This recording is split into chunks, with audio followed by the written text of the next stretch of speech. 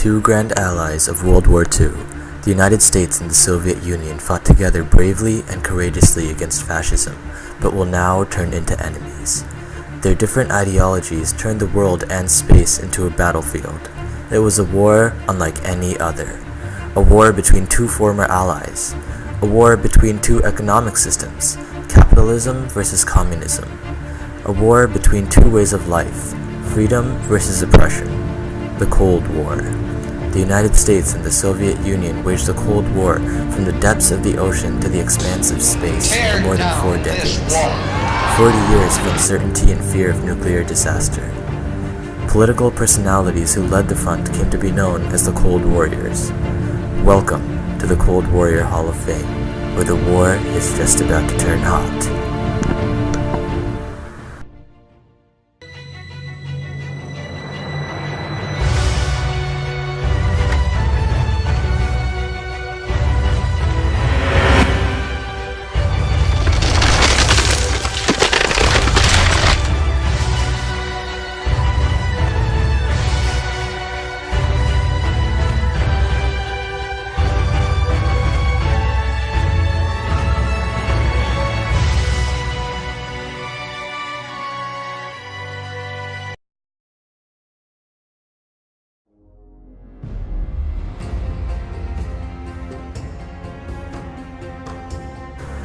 Harry Truman was born in Lamar, Missouri, and grew up in Independence, Missouri. He attended the University of Missouri Kansas City School of Law. Initially, he became a farmer, then a judge in 1922, and a senator in 1934. He was Roosevelt's running mate in 1944, but was kept in the dark about vital events. Finally, he was plunged into the presidency on April 12, 1945, when, in his words, the moon, the stars, and the planets fell upon him. After Britain could no longer provide aid to Greece, Truman gave a speech and issued his doctrine, the Truman Doctrine, which asked for $400 million in aid to Greece and Turkey, as well as other threatened democracies. It was one of America's first containment measures, and looking back, the Truman Doctrine set the basis for America's containment policies in the Cold War. Soon after, the Marshall Plan was passed. This plan funded recovery in war-torn Western Europe, thus increasing America's influence there. It worked by lending money to European countries so that they could buy American goods. The plan was a success in both making Europe self-reliant and containing communism. On June 25, 1950, war broke out between North and South Korea, and North Korean troops headed towards Seoul. Without a Soviet delegate, the UN Security Council condemned the invasion and sent a force to retaliate against the North Koreans. The force was comprised mostly of American soldiers and was led by General Douglas MacArthur. MacArthur planned one of the greatest amphibious assaults in naval history, but the war still ended with a stalemate. The effects of the Cold War still remain alive today in the division of Korea. Lastly, Truman oversaw the Berlin airlift. The situation was caused by the Soviets blocking access to West Berlin, leaving the citizens helpless. President Truman ordered American military to support the citizens by flying in supplies, in an operation codenamed Operation Vittles. Planes delivered food and fuel to break the Soviets' blockade of Berlin until the Soviets finally gave in. Harry Truman was a quintessential aspect of the Cold War as he was the first president to fight it. Although his predecessor, FDR, was one of America's greatest presidents, Truman held his ground by issuing the Truman Doctrine, which gave aid to Greece and Turkey. Secondly, he also expanded this aid to any nation in need by issuing the Marshall Plan. Truman really set the basis for all future Cold War presidents with his policies. Our next endeavor is George F. Kennedy, the most African-American diplomat to travel the world. Kennedy worked in Wisconsin and attended St. John's Military Academy at Princeton University. At the peak of his career, he was the United States ambassador to the Soviet Union. It is there that he wrote his famous long telegram, which expressed the doctrine of containment. In 1946, the State Department received a 8,000-word long telegram written by Kennedy from Moscow, wherein he criticized Moscow and asserted that Soviet fanaticism made even a temporary understanding impossible. However, the belief in the Soviet Union backed down if any resistance was present. In July 1947, returning to the United States, published an article named the sources of Soviet misconduct in the magazine Foreign Policy by Mr. X. This article gave name to the direction in which the U.S. foreign policy would go towards, quote, without trial. In it, Canada advocated a policy of economic pressure against competitors every time they tried to spread communism. This doctrine was used to justify U.S. intervention in Korea and Vietnam. These initiatives shook the nation and questioned the weakness and containment put upon the United States. The Cold War Hall of Fame inducts those people who were avid participants of the war that raged on for almost 40 years. George F. Kennan was one of the most influential American diplomats, and his doctrine of containment became a cornerstone of U.S. foreign policy for almost 40 years. It is possible to say that he was so influential that each succeeding president, after President Truman, adopted a version of his policy of containment and made it their own. Born in 1917 in Massachusetts, John Fitzgerald Kennedy was raised in a wealthy family. He attended Harvard College and Stanford University and later joined the U.S. Navy in World War II. Unfortunately, he was a sickly child, and his back injuries caused by an attack hindered his ability to fully participate in the House of Representatives and the Senate. In 1953, he married Jackie Kennedy, and in 1960, he became the youngest elected president in U.S. history. One of his legacies was the way he dealt with the Cuban Missile Crisis in 1962, which was a 13-day confrontation between the U.S. and the Soviet Union. As a result of the Bay of Pigs invasion on Cuba, Khrushchev deployed nuclear missiles to Cuba to deter future attacks, and Kennedy resorted to a naval quarantine. Fortunately, this was a success. On October 28th, they compromised, and the U.S. promised not to invade Cuba. They later established a hotline from Kremlin to Washington, D.C. to prevent incidents like this from happening again. Kennedy's I Am a Berliner speech, also known as the West Berlin speech, emphasized the United States' support for West Berlin after the Berlin Wall was constructed. It gave a morale boost for the West Berlin and discouraged Khrushchev from taking over it. In June of 1963, Kennedy gave the speech, A Strategy of Peace, where he proclaimed support towards early agreement on a comprehensive test ban treaty. Finally, in October 1963, Kennedy signed the Nuclear Test Ban Treaty. This prohibited the detonation of nuclear weapons everywhere except underground. It was proposed because of the concerns of radioactive fallout underwater and in the atmosphere. Kennedy had a large role in the cool-down of the Cold War. It was because of his diplomacy that he managed to cool down the Cuban Missile Crisis. He willingly listened to his advisors and also willingly communicated with the Soviet Union. This led to a breakthrough in nuclear testing, which led to the Nuclear Test Ban Treaty after 8 years.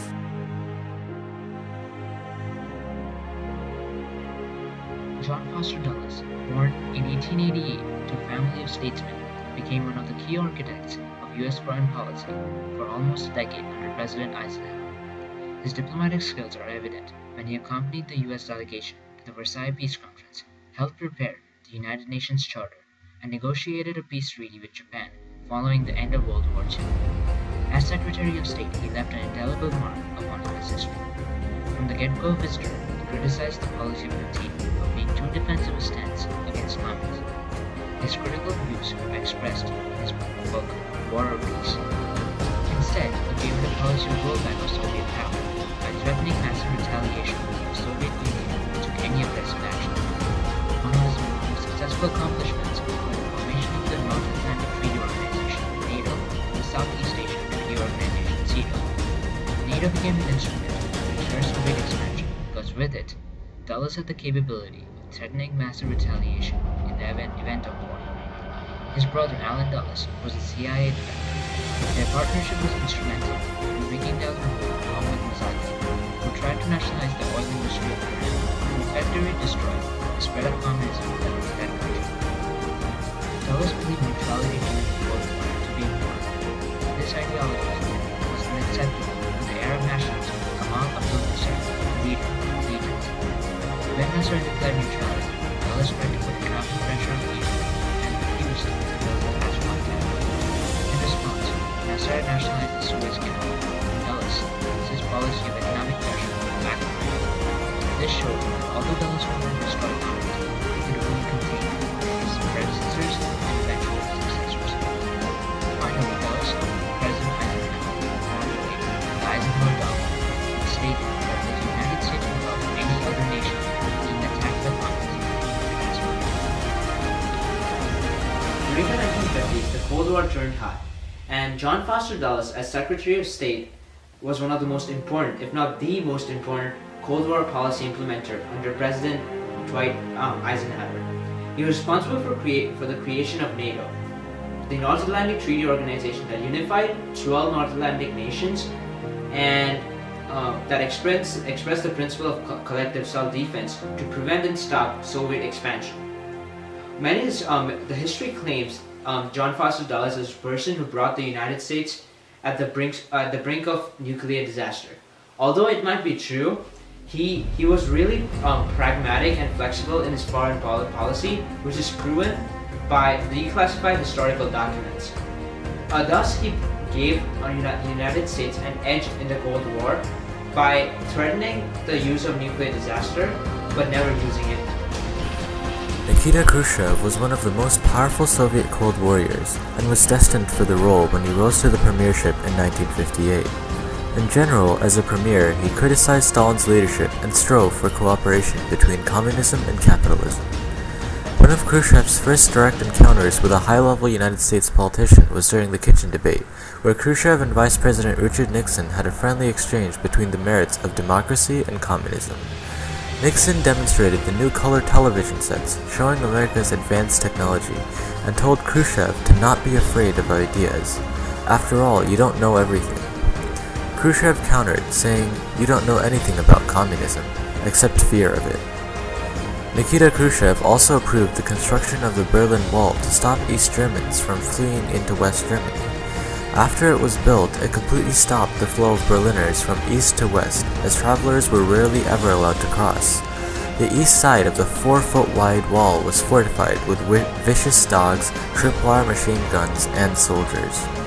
On May 1st, 1960, a U-2 spy plane crashed inside the Soviet Union, and Moscow took credit for shooting it down. Its pilot, Francis Gary Powers, was put on display, along with the pictures he had taken. When Khrushchev demanded an apology, the United States declined. In the Paris summit of May 16, 1960, Khrushchev launched into a tirade and took a hard stance against the United States, increasing tensions of the Cold War. One of Khrushchev's most important roles, though, was in the Cuban Missile Crisis. After the failed Bay of Pigs invasion, Fidel Castro felt threatened and allowed the Soviet Union to plant nuclear missiles inside Cuba.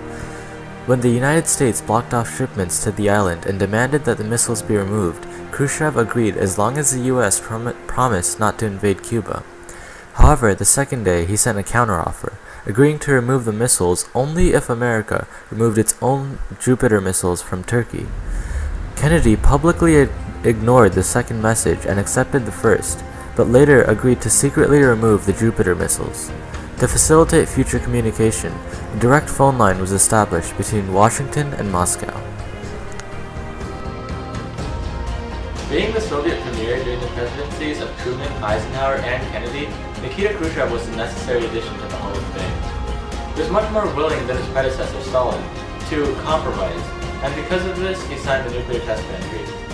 In fact, considering his capacity for diplomacy, Khrushchev could have reached a compromise much sooner if not for the U-2 spy plane incident, and ended the Cold War.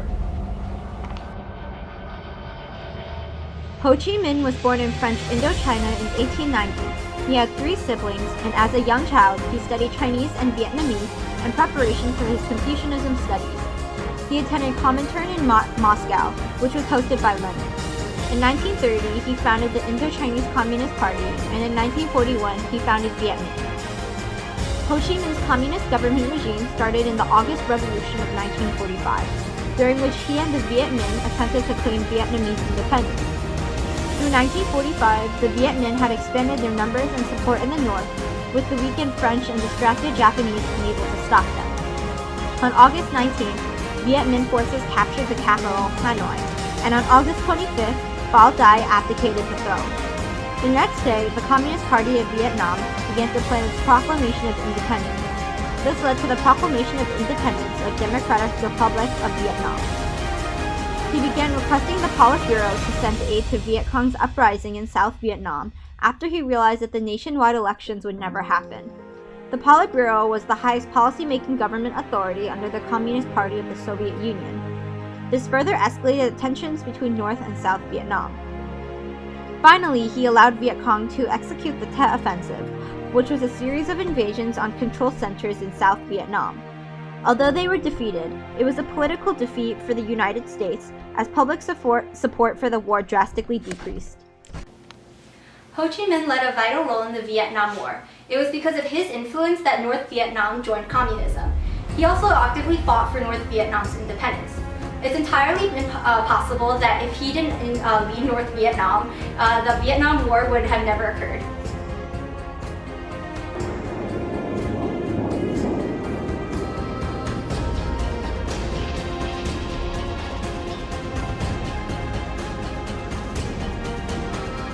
A cloud hides the sky.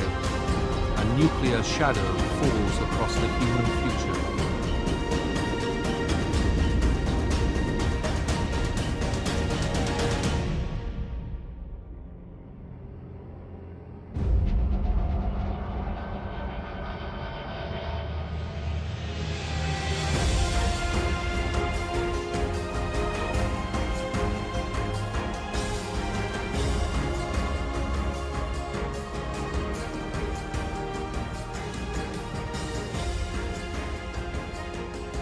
I believe that it must be the policy of the United States to support free peoples who are resisting attempted subjugation by armed minorities or by outside pressures.